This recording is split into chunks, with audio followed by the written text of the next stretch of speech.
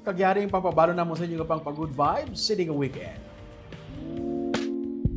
Made in Bacolod ang ini nga mga handicrafts. Himo ni actually sa Barangay Singkang Airport sa isa ka Bacolod noon.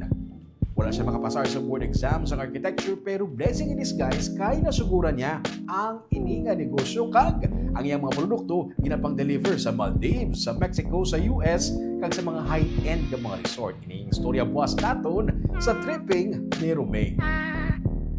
Sa Sunday naman, kadto kita sa isa ka mapuslanon nga invention. Ini ginatawag nga pyrolysis reactor. Halin sa shred sa plastic, ginatunaw ini sa amo nga reactor. Kag pagkatunaw sa plastic, ma-convert ini sa isa ka oil nga pwede pang simbog sa diesel. Halin sa oil, mangin pang simbog na sa diesel. Ina naman natin pag-istoryahan sa Sunday sa R U Agreeable?